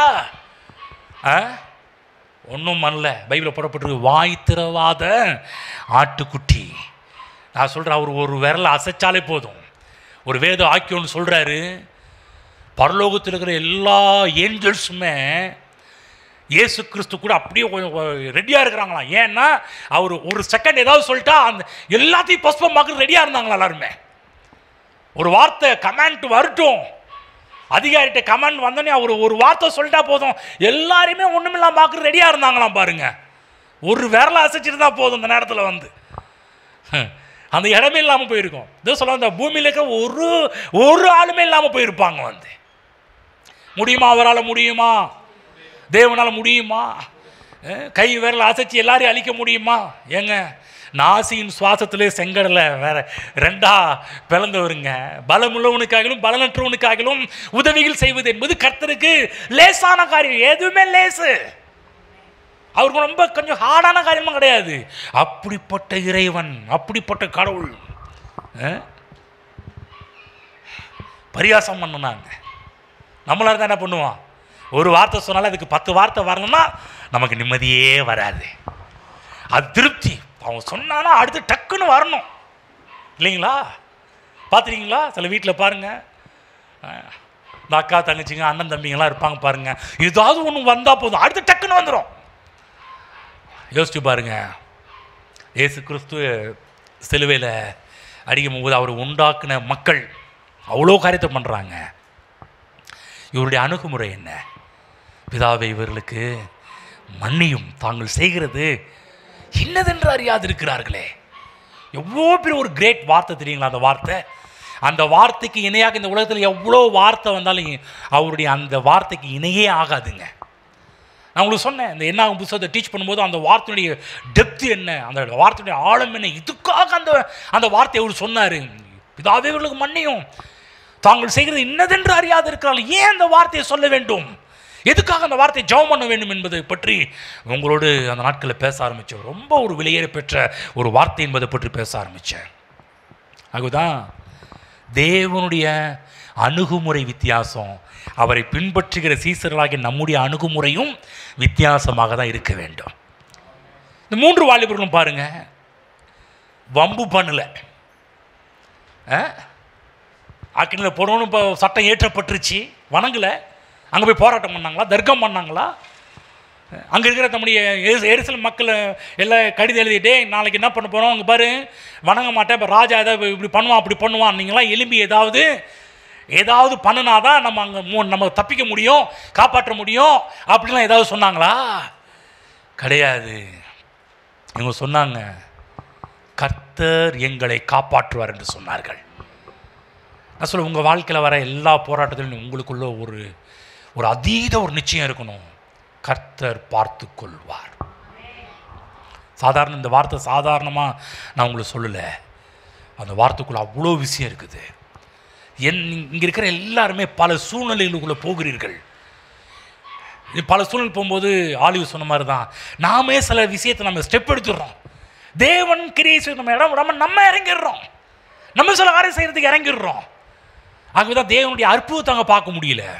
நான் சொல்கிறேன், இந்த இடத்துல இவங்களால முடிஞ்சிருக்குமா? முடிஞ்சிருக்கும். என்னாலும் செஞ்சுருப்பாங்க. ஏன்னா இவன் சாதாரண ஆட்கள் கிடையாது, பிரில்லியன்ட். தானியேல், சாத்ராக், மேஷக், ஆபேத்நேகோ போன்ற மூல வேலை எவனுமே கிடையாது. பைபிளில் பார்க்குறோம், அங்கே இருக்கிற எல்லாரை விட தானியேல் 10 மடங்கு சமர்த்தன்னா அவ்வளவு அறிவாளி. அவன் சூழ்ச்சி பண்ணி ஏதாவது பண்ணான்னா கரெக்டாக இன்னைக்கு உலகத்தில் நடக்கிற எல்லா தில்லுமுள்ளுமே மிகப்பெரிய இந்த ஹேக்கர்ஸால் தான் முடியுது இல்லைங்களா? ஹேக்கர்ஸ்னால் யார்? பயங்கர மூலகாரங்க எல்லாமே. நான் சொல்கிறேன், இன்னைக்கிற ஹேக்கர்ஸ்ன்னா நம்ம தானியேலை போல் ஹேக்கர்ஸை பார்க்க முடியுது. அப்படி மூலகாரன். ஆமென். சாதாரண கிடையாதுங்க. ஞானி 10 மடங்கு சமம். அங்கே இருக்கிற எல்லாரை விடனா பைபிளில் போடப்பட்டிருக்குது. இது சரித்திரத்தில் கூட என்ன சொல்கிறாங்கன்னா, பாபிலோன் தேசத்து மந்திரவாதிங்க ஞானி அவங்கள போல பெரிய ஆட்கள் இல்லைன்னு சொல்கிறாங்க. ஆனால் அவங்களையே தூக்கி சாப்பிட்டான் தானியேல். யோசிச்சு பாருங்க, தானியேல் சூழ்ச்சி பண்ணியிருக்க முடியாதா? அவன் ஸ்கெட்சு போட்டு கொடுத்தானா அழகாக தூக்குறதுக்கு ஆட்கள் நிறைய பேர் இருந்தாங்க. அவங்க தங்கள் திறமையை நம்பல, தங்கள் பலத்தை நம்பல. கர்த்தர் பார்த்து கொள்வார். நான் தேவ பிள்ளை உங்களுக்கு சொல்கிற ஒரு காரியம் தானே, காலை வேளையிலே பல சூழ்நிலைகளும் நீங்கள் போகலாம், பல போராட்டங்களை சந்திக்கலாம். நான் சொல்கிறேன், நீங்கள் இறங்காதீங்க அந்த இடத்துல. கர்த்தர் இறங்கி வேலை செய்வதற்கு நீங்கள் இடத்தை கொடுங்கள், வாய்ப்பை கொடுங்கள். நீங்கள் இறங்கினா உங்கள் மூக்கு அடிபடும், உங்கள் முகம் அடிபடும், உங்கள் தலை செதறும், உங்கள் வாழ்க்கையில் நீங்கள் தான் பிரச்சனை சந்திப்பீர்கள். ஆனால் கர்த்தர் இறங்கினால் கர்த்தர் சரியான நியாயாதிபதி, நீதி செய்கிறவர், சரியாக நீதி செய்கிறவர் நம்முடைய தேவனாகிய கர்த்தர். ஆமென். இவங்க எழுப்பி ராஜாவுக்கு எதிராக போராட்டம் செஞ்சாங்களா? நேபுகாத்நேச்சார் ஒழிக அப்படின்னு சொன்னாங்க. ஆச்சரியமான ஒரு காரியம். ஆகவேதான் பாருங்க, இந்த பூமியிலே கிறிஸ்தவர்களாகிய நாம் இயேசு கிறிஸ்துவை போல வாழ ஆரம்பிக்க வேண்டும். இயேசு கிறிஸ்து சொன்னதை செய்யணும். ஆனால் இந்த நேரத்தில் கிறிஸ்தவங்க என்ன பண்ணுறாங்கன்னா, இயேசு சொல்கிறதையும் கேட்குறது கூட கிடையாது. ஏன் கேட்குறது? பைபிள் படித்தாலே இயேசு சொல்கிறது கேட்க முடியும். இந்த பைபிள் படிக்கிற ஒரு ஆர்டர், பைபிள் படிக்கிற ஒரு ஒழுங்குமுறையை இன்றைக்கி இன்னும் சில பேர் ஃபாலோ பண்ணாமல் இருக்கிறாங்க. நீங்கள் படிக்க படிக்க படிக்க படிக்க தான் தேவனுடைய நடத்துதல் உங்களுக்கு புரிய ஆரம்பிக்கும், தேவன் பேசுகிற முறைகள் புரிய ஆரம்பிக்கும். சிலதை நான் சொல்கிறதே சரியா தப்பான்றது நீங்கள் பைபிள் படித்தா தான் உங்களுக்கு புரியும். யாரோ ஒருத்தவங்க சொல்கிறது சரியா தப்பான்றது நீங்கள் பைபிள் படித்தா தான் புரியும். இப்போ நான் சொல்கிறது அப்படி நம்புங்க, ஏற்றுக்கொள்ளுங்கன்னு சொல்லலை. நீங்கள் படிங்க, நான் சொல்கிறது உண்மையாக தப்பான்றது வீட்டில் போய் உட்காந்து நோட்ஸ் எடுத்துகிட்டு வீட்டில் போய் பாருங்கள். பாஸ்ட் இப்படி சொன்ன வசனம் சொன்னார், இப்படி சொல்லியிருக்கிறாரு, இது கரெக்டாக தப்பா ஆவியான புரிய வைங்கன்னு அவர்கிட்ட கேளுங்க. அவர் உங்களை நடத்த ஆரம்பிப்பார். நம்ம படிக்கிறதும் கிடையாது, எழுதுறதும் கிடையாது, நோட்ஸ் இருக்கிறது எதுவுமே பண்ணுறது கிடையாது. அப்புறம் எப்படி தேவனுடைய நடத்துதல் நம்ம பார்க்க முடியும்? நான் சொல்ல, இந்த பூமியிலே கிறிஸ்தவர்கள் கிறிஸ்துவை போல வாழ ஆரம்பியுங்கள். உங்களை பார்க்கும்போது மக்கள் சொல்லணும், ஏங்க இயேசுவை நான் நேரில் பார்த்தது கிடையாதுங்க, ஆனால் உங்களை பார்த்தா இயேசு இந்த உலகத்தில் எப்படி வாழ்வார் அப்படி எங்களுக்கு தெரியுதுன்னு உங்களை பார்த்து மக்கள் சொல்ல வேண்டும். ஹலோ, புரிஞ்சிச்சா? உங்களை பார்க்கும்போது மக்கள் அப்படிப்பட்ட ஒரு வார்த்தையை பேசணும். நாங்களாம் அந்த நாட்களில் வாழ்ந்தது கிடையாதுங்க, ஆனால் உங்களை பார்க்கும்போது இயேசுன்னு ஒருத்தர் இருந்தார்னா இப்படி தான் இருப்பாருன்னு எங்களுக்கு தோன்ற மாதிரி நீங்கள் வாழ்க்கை வாழ்கிறீங்களே. நான் சொல்கிறேன், முதலாவது அதை உங்கள் வீட்டில் ஆரம்பிங்க, உங்கள் சமுதாயத்தில் ஆரம்பிங்க, வேலை செய்கிற இடத்துல ஆரம்பிங்க. ஆமென். சாட்சியாக இருங்கள். உலகத்தின் முடிவு பரியந்தம், பூமியின் கடைசி பரியந்தமும் எனக்கு சாட்சிகளாக இருங்கள் என்று ஆண்டவர் சொல்லியிருக்கிறார். அப்போ இயேசுவின் வாழ்க்கை தான் கிறிஸ்தவம். கிறிஸ்துவை போல வாழ்வது தான் கிறிஸ்தவமும். புரியுதுங்களா?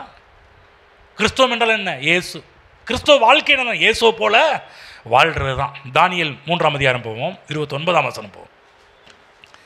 தானியேல் 3:29.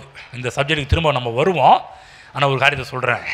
29. ஆதலால் சாத்ராக், மேஷாக், ஆபேத்நேகோ என்பவர்களுடைய தேவனுக்கு விரோதமாக தூஷண வார்த்தையை சொல்லுகிற எந்த ஜனத்தானும் எந்த ஜாதியானும் எந்த பாஷைக்காரனும் துண்டித்து போட கடவன் படுவான், அவன் வீடு எரிக்கலமாக்கப்படும் என்று என்னால் தீர்மானிக்கப்படுகிறது. இவ்விதமாய் ரட்சிக்கத்தக்க தேவன் வேறொருவரும் இல்லை என்றான். கவனிங்க, நேபுகாத்நேச்சார் வந்து இங்கே மனம் திரும்பினார்னு போடல, ஆனால் தேவனை பற்றி தப்பாக பேசுகிறவர்களை தண்டிப்பேன் என்று சொல்கிறத பார்க்குறோம். கவனமாக கேளுங்க தேவ பிள்ளைகளே. நீங்கள் என்ன பேசுகிறோம்? கிறிஸ்தவர்களுடைய அணுகுமுறை சரியான ஒரு அணுகுமுறை. நம்முடைய அணுகுமுறை வன்முறை அல்ல. புரியுதுங்களா? நல்லா புரிஞ்சுக்கிறது, எல்லாரும் புரிஞ்சுக்கணும். வன்முறையால் தான், போராட்டம் நடத்தி தான் இந்த காரியத்தை பெற்றுக்கொள்ள வேண்டும் என்ற அந்த மனநிலையை செட் பண்ணக்கூடாது. சில பேர் சொல்லுவாங்க, உரிமை நம்ம தாங்க அப்படி பண்ணணும், அப்படி பண்ணணும். இன்றைக்கெல்லாம் பாரு நிறைய சங்கங்கள் எழும்புவது. இல்லைங்க, நமக்குன்னு ஒரு சங்கம் இருக்கணுங்க, நம்ம போய் நம்ம கேட்கணுங்க, அப்படி பண்ணு இப்படி பண்ணுங்க. எனக்கு தெரிஞ்சு பைபிளில் யாரும் சங்கம் எழுப்பப்படுறது கிடையாது. ஆனால் இவங்க எல்லாரும் என்னன்னா கர்த்தரை முன்னிறுத்தினார்கள். கர்த்தர் பார்த்துக் கொள்வார் என்ற அந்த விசுவாசத்தோடு வாழ ஆரம்பித்தார்கள். ஓகேங்களா? சரி, இதில் மூன்றாவது காரணம் என்று ஒன்று சொன்னலையா? பாபிலோன் ராஜாவை நேபுகாத்நேச்சார் சிலையை நிறுத்தினதற்கு ஒரு மூன்றாவது காரியம், அதாவது அடுத்த ஒரு காரணம், ரெண்டாவது காரணம். முதல் காரணம் என்னன்னா மத நல்லிணக்கம், ஒற்றுமைக்காக கொண்டு வந்தார். அதுக்காக சிலையை உண்டு பண்ண சொன்னார். ஆனால் அந்த சிலையை செஞ்சதுடைய ரெண்டாவது நோக்கம், மூன்றாவது நோக்கம்னு சொல்ல, ரெண்டாவது நோக்கம் என்ன? முதல் நோக்கத்தை விட ரெண்டாவது நோக்கம் என்னன்னா, தானியேல் 2ஆம் அதிகாரத்தில் ஒரு பெரிய சொப்பனத்தை காண்கிறான் இந்த அரசன். நேபுகாத்நேச்சார் ஒரு மிகப்பெரிய ஒரு சொப்பனத்தை காண்கிறான். அதனால் ஏற்பட்ட காரியங்களின் விளைவுகள் தான் 3ஆம் அதிகாரத்தில் உருவான சிலை. 3ஆம் அதிகாரத்தில் சிலை எப்படி உருவானுச்சு? நல்லா கவனமாக கேளுங்க. 2ஆம் அதிகாரத்தின் தாக்கம் 3ஆம் அதிகாரத்தின் விளைவு என்பதை புரிந்து கொள்ள வேண்டும். சொப்பனம் என்ன? ஒரு பெரிய சிலையை காண்கின்றான் நேபுகாத்நேச்சார். அந்த சிலை எப்படிப்பட்டதாக இருந்துச்சு? தலை வந்து பொன்னினால் ஆனது, அதனுடைய தோளும் கையும் வெள்ளியினால் செய்யப்பட்டிருந்தது, அதனுடைய வயிறும் தொடைப்பகுதியும் வெண்கலத்தினால் செய்யப்பட்டிருந்தது, அதனுடைய கால்களும் பாதங்களும் இரும்பினாலும் மண்ணினாலும் செய்யப்பட்டிருந்தது. யோசிச்சு பாருங்க, ஒரு சிலை எடுத்துங்க, சிலை 4 பார்ட்டு, மேலே கோல்டு, அடுத்தது வெள்ளி, அதுக்கு அடுத்தது வெண்கலம், அது கீழே மண்ணும் இரும்பும். புரிஞ்சிச்சா? இப்படிப்பட்ட ஒரு சிலையை பார்க்குறான். வந்து இவன் பார்த்து அந்த சிலையை பார்த்து, அவன் கனவுல சொப்பனத்தில் பார்த்துருக்கிற சிலையை பார்க்கும்போது ஒரு பெரிய, அதாவது கவனமாக கேளுங்க, இது வந்து நம்ம தானியேல் ரெஃபர் பண்ணிட்டு இருக்கிறார். ஆனால் அதுக்கு முன்னாடியே நேபுகாத்நேச்சார் ஒரு வேலை பண்ணான். எவரா, நான் சொப்பனத்தை சொல்ல மாட்டேன், நீ தான் சொப்பனத்தை சொல்லணும். நம்ம ஊரில் எப்போதுமே சொப்பனம் சொன்னால் அதுக்கு விளக்கத்துக்கு பயங்கர டெஃபினேஷன் கொடுக்குறதுலாம் ஆள் இருக்கிறாங்களா இல்லையா? இதுதான் இதுவாக இருக்கும், அதுவாக இருக்கும், அது இதுவாக இருக்கும். இன்றைக்கி அதனால் குழப்பப்பட்டவர்கள் எவ்வளோ பேர் இருக்கிறாங்க. ஓகே, நான் அந்த லைனுக்கு போக விரும்பல. ஆனால் நம்மால் சொல்கிறாரு, இவங்க எக்கு தப்பாக ஏதாவது இடக்க முடக்கா சொல்லுவானுங்க, அதனால் நான் சொப்பனத்தை சொல்ல மாட்டேன், நீயே சொப்பனத்தை சொல்லணும், நீயே விளக்கம் சொல்லணும். பாபிலோனில் இருக்கிற எல்லா மந்திரிகள்லாம் இப்போ பெரிய இந்த தந்திரக்காரங்க, மந்திரக்காரன், எந்திரக்காரன் எல்லாருமே இங்கே பாருங்கள், இப்படி உங்களுக்கு சொல்லக்கூடிய கடவுள் வேறு யாருமே இல்லை அப்படின்ட்டானுங்க. இது விளக்க, ராஜா நீங்கள் சொல்கிற காரியத்தை இந்த உலகத்தில் இதுவரை எந்த ராஜாவும் இப்படி கேட்டதும் கிடையாது, நீங்கள் கேட்குற காரியம் வினோதமாக இருக்குலாம் சொல்ல ஆரம்பிச்சிட்டாங்க. ஆனால் தானியேல் மட்டும்தான், எனக்கு ஒரு நாள் டைம் கொடுங்க, நான் அது உங்களுக்கு பதிலை சொல்கிறேன்னு சொல்லி. இப்போ ராஜாவுக்கு நம்ம ஆள் பதில் சொல்லிட்டு இருக்கிற, ராஜாவே நீங்கள் என்ன கனவுல கண்டீங்கன்னா, தலை பொன்னால் இருக்குது, கையும் மார்பும் வெள்ளியால் இருக்குது, வயிறும் தொடையும் வெண்கலத்தாக இருக்குது, காலும் அடிப்பாதமும் மண்ணும் இரும்பும் கலந்துதான் இருக்குது. இப்படி நீங்கள் பார்த்துக்கிட்டு இருக்கும்போது ஒரு பெரிய கல் வந்து அந்த சிலையை அடித்து நொறுக்கி அதை பதரை போல் ஆக்கி அந்த இடமே தெரியாம ஆக்கிருச்சு. சிலையை மோதின கல்லோவென்றால் பெரிய பர்வதமாகி பூமியையே நிரப்பிருச்சு.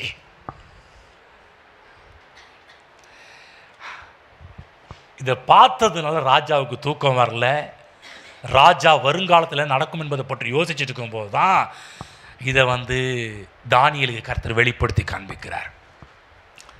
கவனிங்க, இந்த சொப்பனம் ராஜா பார்த்தது மாதிரி தானியேல் சொல்கிறான்.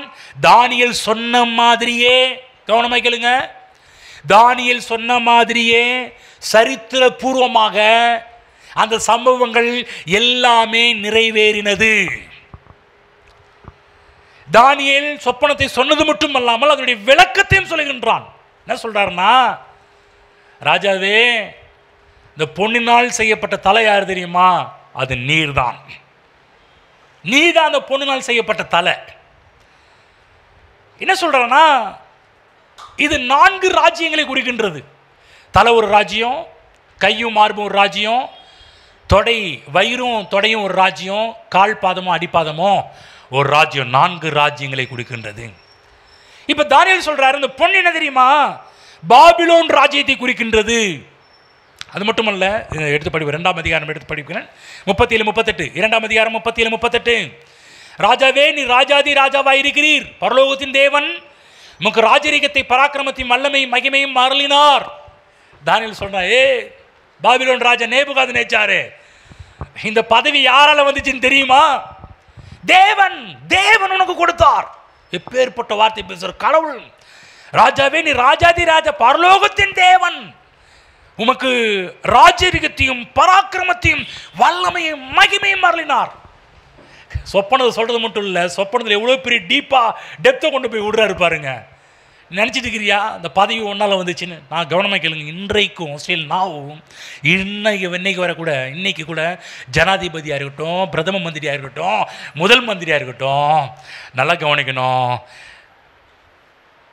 தேவன் அவர்களுக்கு அந்த பதவிகளை அருளுகிறவர். சகல இடங்களில் உள்ள மனுபுத்திரரையும் வெளியின் மிருகங்களையும் ஆகாயத்து பறவைகளையும் அவர் உமது கையில் ஒப்பு கொடுத்து உம்மை அவைகளெல்லாம் ஆளும்படி செய்தார். பொன்னான அந்த தலை நீரே. பாபிலோன் ராஜாவே, அது நீர்தான். என்ன சொல்றாரு? அவனை கேள்றா, உன் ராஜ்யம் இல்லாமல் போகும், இன்னொரு ராஜ்யம் வரும். இன்னொரு ராஜ்யம் வரும். அந்த ராஜ்யம் பொன்னை போல இருக்காது. அந்த ராஜ்யம் உண்மை விட கொஞ்சம் கீழே இருக்கும். பொன் எப்போதும் இன்னைக்கு வரும் பொன் கோல்டு. அடுத்தது சொல்றாரு வெள்ளி. அடுத்த ஒரு ராஜ்யம் எப்படி வரும்?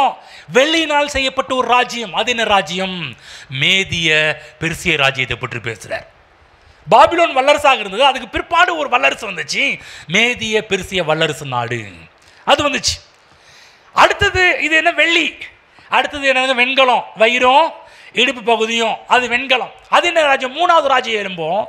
சொல்றாரு, முதல் ராஜ்யம் போகும், 2வது மேதிய பெர்சிய ராஜ்யம் போகும், 3வது கிரேக்கர்கள், அவர்கள் உலகத்தை ஆழ்வார்கள், 4வது ஒரு ராஜ்யம் எழும்பும். அது இரும்பும் களிமண்ணுமான காரியம், அது ரோமர் ராஜ்யம் எழும்பும்.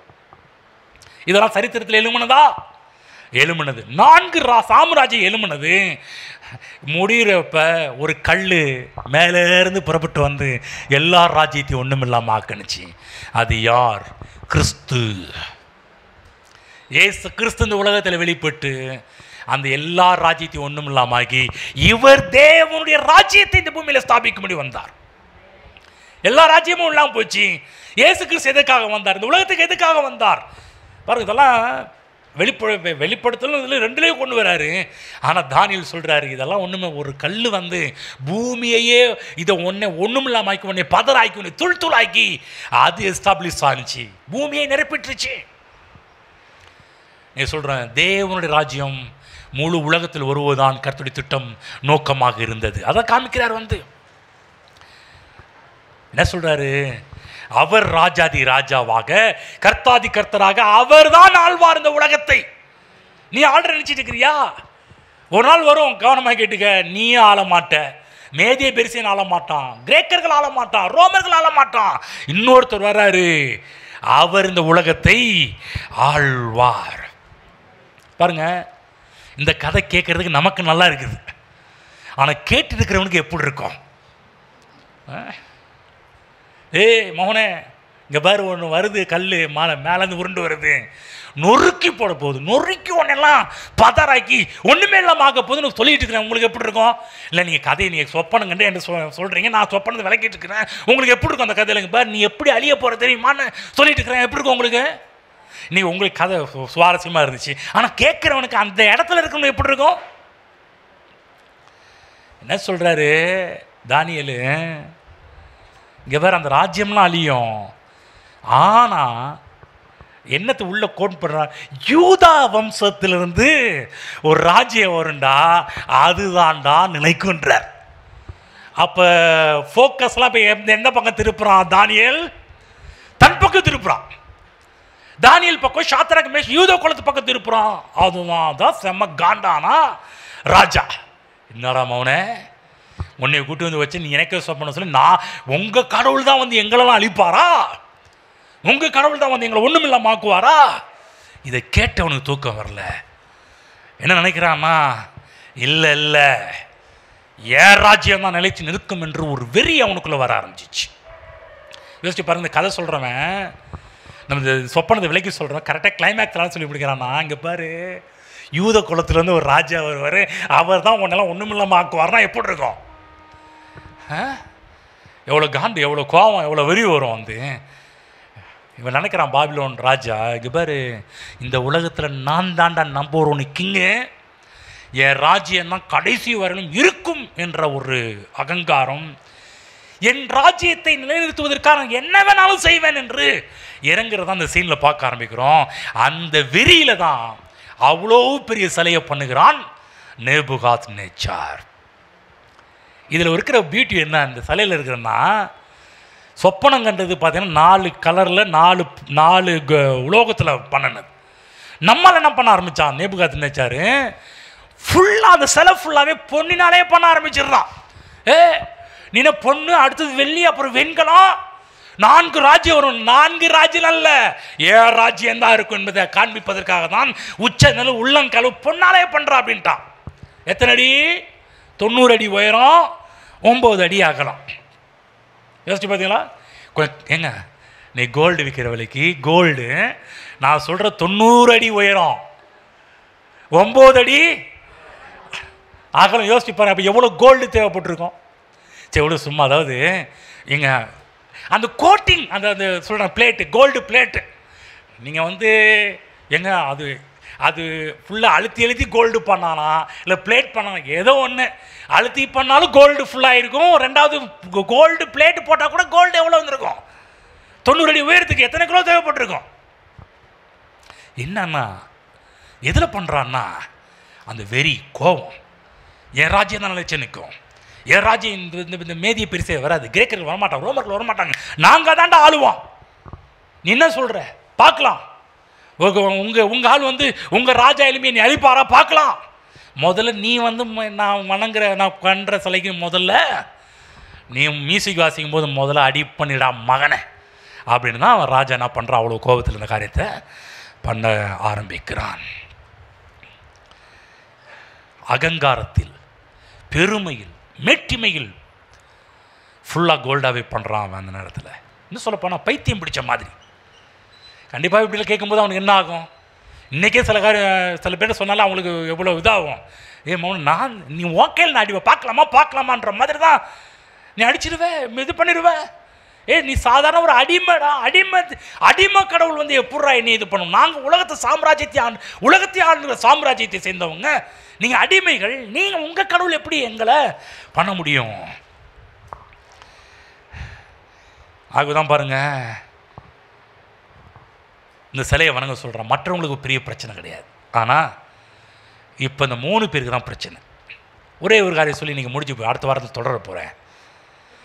இந்த 3ஆம் அதிகாரத்தில் முக்கியமான ஒரு காரியம் என்னென்னா, தானியேல் என்ட்ரே ஆகலை. ஏன் அப்படின்னா, தானியேல் அந்த நேரத்தில் வெளியே எங்கேயோ போயிருப்பார் போல். தானியேல் உள்ள என்ட்ரு ஆகலை.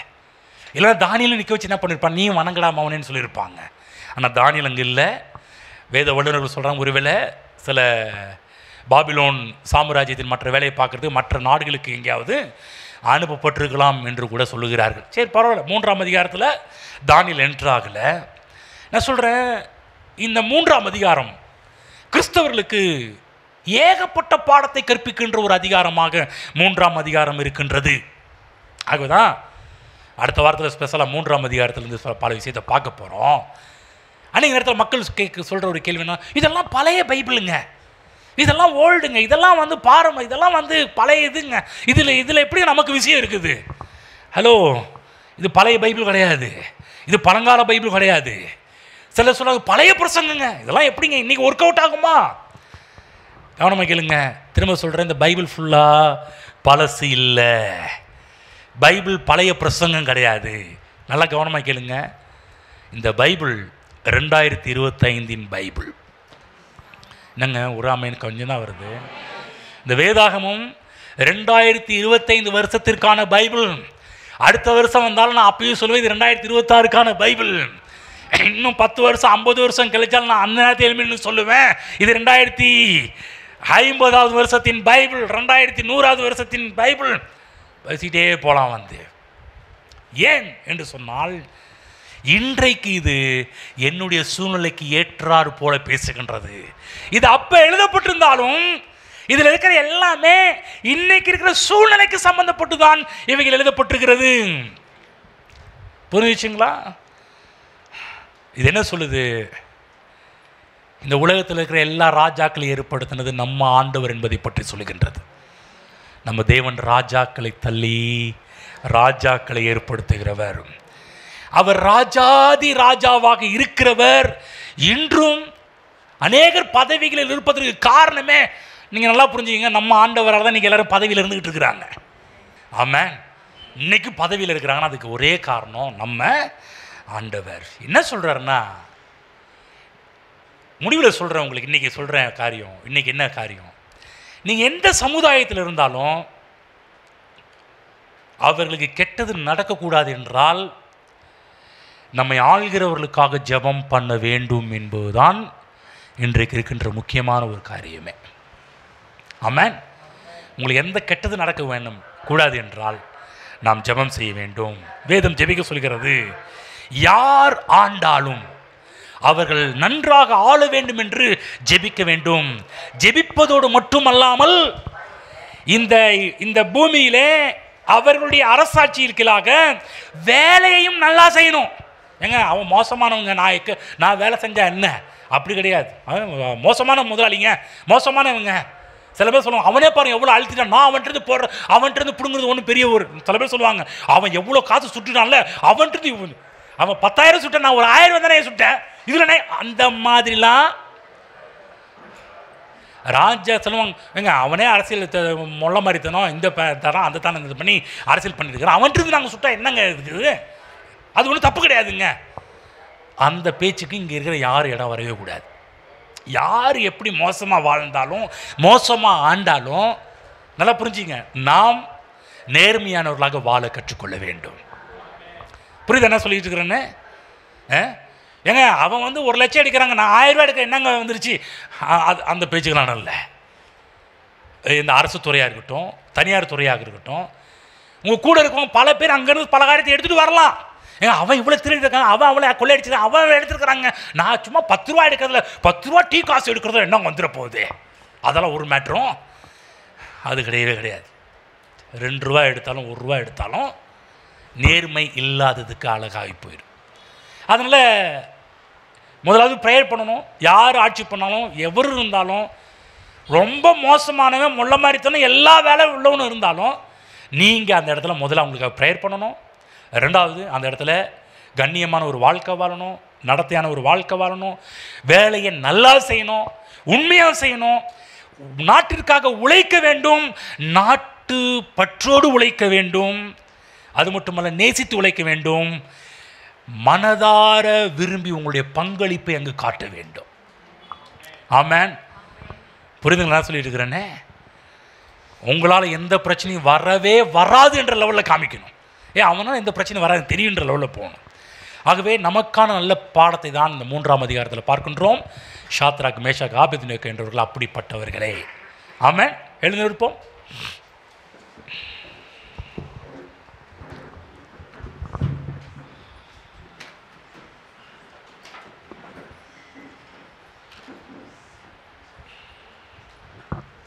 இந்த உலக லாஜிக்கெல்லாம் நம்பிட்டு போயிட்டுருக்கக்கூடாது. முதலாவது ப்ரேயர் பண்ணணும். 2வது இவங்க கற்றுக் கொடுக்குற ஒரு பாடம் நமக்கு என்ன? தானியேல் அவன் நண்பர்களுக்கு கற்றுக் கொடுக்குற ஒரு பாடம், அவங்களுக்காக ப்ரேயர். 2வது அவர்கள் நலனுக்காக உழைக்கிறாங்க. இன்றைக்கி நம்மளை போலலாம் இருந்தாங்கன்னு வச்சுங்களேன், வேறு மாதிரி போயிருந்துருப்பாங்க, வேறு மாதிரி ஆகியிருப்பாங்க. இன்றைக்கி சரித்திரம் அவங்க பேர் பேசப்படாமலே போயிருக்கும். நான் சொல்கிறேன், இன்றைக்கு இவங்க நமக்கு நல்ல பாடத்தை எடுத்து காமிக்கிறாங்க. யார் ஆட்சி செய்தா என்ன, யார் ஆண்டா என்ன, புரியுதுங்களா? யார் ஆட்சி செய்தா என்ன, நல்லவங்க ஆட்சி செய்தா என்ன, நல்லா இல்லாதவங்க ஆட்சி செய்தா என்ன. நீங்கள் அதெல்லாம் உட்காந்து நம்ம என்ன பண்ணக்கூடாதுன்னா, நம்ம பாயிண்ட் நம்பர் 1, இவன் எப்படி அப்போ இவங்க ஆட்சியில் நம்ம சொல்கிறாங்க இல்லையா, 100 மோடியை பற்றி 100 என்னமோ போட்டிருந்தாங்க. ஒரு வாட்ஸ்அப் வந்துருந்துச்சு, என்னமோ ஒரு காரியம், அவர் 100 காரியம்னு சொல்லி போட்டிருந்துச்சு. இப்படி பண்ணார், அப்படி பண்ண. சரி, ஓகே, நீ என்ன பண்ண என்ன, நீ எப்படி போனால் என்ன. நாங்கள் கிறிஸ்தவர்கள், கர்த்தரை நம்புகிறவங்க. நீங்கள் நல்லா இருக்குன்றதுக்காக நாங்கள் ஜெபம் பண்ணுறோம், நீங்கள் நல்லா இருக்குன்றதுக்காக நாங்கள் உழைக்கிறோம். அதான் நம்முடைய வேலையாக இருக்கணும் வேணும்லையே. ஃபஸ்ட்டு அவனை போய் அவன் எப்படிப்பட்ட ஆள் தெரியுமா, அவனை போய் இப்படி அதெல்லாம் அந்த பேச்சுக்கு இங்கே இடமே இருக்கணும். நம்முடைய நேர்மையை காமிக்கணும், உண்மையை காமிக்கணும், நம்முடைய அந்த இடத்துல நம்முடைய பங்களிப்பு இருக்க வேண்டும். இது எல்லாமே உங்களுடைய வாழ்க்கையின் மூலமாக நான் சொல்கிறேன். ப்ரைவேட்டாக இருக்கட்டும், கவர்மெண்ட்டாக இருக்கட்டும், நீங்கள் எந்த வேலை செய்தாலும் அந்த இடத்துல சூழ்ச்சிகள் இருக்கக்கூடாது, ஏமாற்றம் இருக்கக்கூடாது.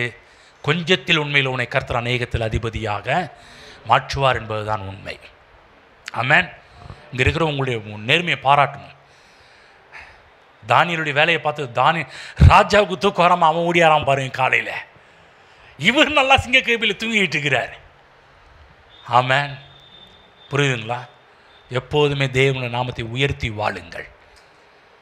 அடுத்த வாரம் காமிக்க போகிறேன் எப்படி இதெல்லாம் எப்படி உங்களால் பண்ண முடிஞ்சிச்சு, என்ன காரணம், எப்படி அதுக்கு விஷயத்தை அடுத்த வாரத்தை பேச போகிறேன். எப்படிங்க, எப்படி இருக்க முடியும், நம்முடைய கேள்வி அது எப்படிங்க இருக்க முடியும் இப்படிப்பட்ட மக்கள் மத்தியில். அவங்க நமக்கு நல்ல பாடத்தை கற்றுக் கொடுக்குறாங்க. அடுத்த வாரத்தில் ஒரு 2 முக்கியமான விஷயங்களை பேச போகிறோம். வந்து முதலாவது, இப்படிப்பட்ட மக்கள் மத்தியில் இவங்க நடந்துக்கிட்டதுக்கு என்ன காரணம், எது அவங்க மனதுக்குள்ளே போச்சு அப்படின்றது பார்க்க போகிறோம். 2வது, இந்த ராஜா சொல்கிறார் இல்லையா, ஒரு அழகான ஒரு ஸ்டேட்மெண்ட் கொடுக்குறான் பார்த்தீங்களா, இந்த தேவனை போல் வேறொரு சொல்கிறாரு அழகான ஒரு வார்த்தை, இவ்விதமாய் ரட்சிக்கத்தக்க தேவன் வேறொரு இல்லை. இவர் எப்படி ரட்சிப்பார், இவ்விதமாய் ரட்சிக்கத்தக்க தேவன் வேறொரு இல்லை என்ற காரியத்தையும் பார்க்க போகிறார். எப்படி ரட்சிக்க போகிறார், இவ்விதமாய் ரட்சிக்கத்தக்க தேவன் வேறு ஒருவரும் இல்லை என்ற அளவுக்கு நம்ம அடுத்த வாரத்தில் அந்த காரியத்தையும் பார்த்து முடிக்க போகின்றோம். இன்னைக்கு கற்றுக் கொடுத்த வார்த்தைகளை நன்றி செலுத்தி நம்மை அர்ப்பணிப்போம். ஆண்டவரே, எப்படிப்பட்ட ராஜாக்களாக இருந்தாலும், எப்படிப்பட்ட உலகமாக இருந்தாலும் நாங்கள் உம்மை நம்பி வாழ வேண்டும். ஆண்டவரே, இந்த மக்களுக்காக ஜெபிக்க வேண்டும், இந்த ஊரில் இந்த சமாதானத்துக்காக உழைக்க வேண்டும் என்ற காரியத்தை எங்களோடு பேசினதற்காக உமக்கு நன்றி செலுத்துகிறோம் ஆண்டவரே. எங்கள் கண்களை திறந்திருந்ததற்காக நன்றி செலுத்துகிறோம் ஆண்டவரே. ஓ ஹல்லேலூயா, ஹல்லேலூயா, ஹல்லேலூயா. உலகம் கடமை, கண்ணியம், கட்டுப்பாடு என்றெல்லாம் சொல்லும். ஆனால் சொல்கிற ஜனங்கள் அப்படிப்பட்ட ஒரு வாழ்க்கை வாழ்வது இல்லை. ஆனால் நாங்கள் அப்படி இருக்கக்கூடாது என்பதெல்லாம் எங்களுக்கு இந்த காலை வேளையில் எங்களுக்கு எடுத்து போதித்தபடியால் நாங்கள் நன்றி செலுத்துகிறோம். ஒரு உண்மையுள்ள கூட்டத்தை காண்பித்தீரே, ஒரு உண்மையுள்ள மனிதர்களை காண்பித்தீரே, நேர்மையுள்ள மனிதர்களை காண்பித்தீரே, விசுவாசம் உள்ள மனிதர்களை காண்பித்தீரே, உண்மையே பற்றி கொண்டு வாழ்ந்த மனிதர்களை காண்பித்தீரே. உமக்கு நன்றி ஆண்டவரே, உமக்கு நன்றி ஆண்டவரே, உமக்கு நன்றி. எங்களுக்கு முன்பாக இருக்கின்ற இந்த 3 வாலிபர்கள் நாங்கள் பார்க்கின்றோம். எங்களுக்கு அவர்கள் இந்த காலையில் விசுவாசத்தை ஊட்டினதுக்காக நன்றி செலுத்துகிறோம் ஆண்டவரே. கர்த்தர் பார்த்து கொள்வார் என்ற உடைய வார்த்தைக்காக நன்றி செலுத்துகிறோம். இங்கே இருக்கிற உங்களுடைய பிள்ளைகளுடைய தேவைகள் எல்லாவற்றையும் நீர் பார்த்து கொள்வீர். எங்களுடைய சுய முயற்சி, எங்களுடைய சுய பலன் அல்ல ஆண்டவரே. உம்முடைய பலன் விளங்குவதாக, உம்முடைய சக்தி விளங்குவதாக, உம்முடைய அருள் விளங்குவதாக, உம்முடைய கிருபை விளங்குவதாக, உம்முடைய தயவு விளங்குவதாக, உம்முடைய காருண்யம் உம்முடைய பிள்ளைகளுடைய எல்லா காரியங்களிலும் விளங்குவதாக தகப்பனே. ஹல்லேலூயா. குடும்ப சூழ்நிலைகளை அவைகளை பார்க்கட்டும், பொருளாதாரத்தில் பார்க்கட்டும், வேலைகளை பார்க்கட்டும், பிள்ளைகளுடைய வாழ்வில் பார்க்கட்டும். பணம் தேவைகள் என்று வரும்போது கர்த்தர் பார்த்து கொள்வார் என்ற வார்த்தையின் பிரகாரமாக நீர் உடைய பிள்ளைகளின் தேவைகளை சந்திப்பதை உடைய பிள்ளைகள் பார்க்கட்டும் ஆண்டவரே. சுக விஷயத்தில் பார்க்கட்டும், சமாதான காரியத்திலே கர்த்தர் பார்த்து கொள்வார் என்ற அடிப்படையிலே சமாதானம் அளவில்லாமல் நதி போல் பிரவாகித்து ஓடிவர பண்ணுகிற தேவன் நீர் என்பதை அவர்கள் சமாதான வாழ்க்கையில பார்க்கட்டும் ஆண்டவரே. ஹல்லேலூயா. ஓஹோ, நன்றி. மிகப்பெரிய மாற்றங்கள் குடும்பங்களில் உண்டாவதாக, வேலைகளில் உண்டாவதாக, சமுதாயத்தில் உண்டாவதாக. ஷாத்ராக், மேஷாக், ஆபேத், நேகோ போல இந்த பூமியில் உண்மையே பற்றி கொண்டு வாழ்கிற அந்த அவர்களைப் போல இவர்களும் உண்மையே பற்றி கொண்டு கர்த்தர் எனக்காக யாவையும் செய்து முடிப்பார், அவர் பார்த்து கொள்வார் என்ற அந்த விசுவாசத்தில் வாழ்ந்து தேவ ராஜ்யத்தை கட்டி இந்த பூமியில் உண்மை மட்டுமே மகிமைப்படுத்துகிற ஆட்களாக வாழட்டும் என்று இங்கே இருக்கிற ஒவ்வொருவரும் ஆசீர்வதிக்கிறேன். இயேசு கிறிஸ்து நாமத்தில் பிதாவே, ஆமென்.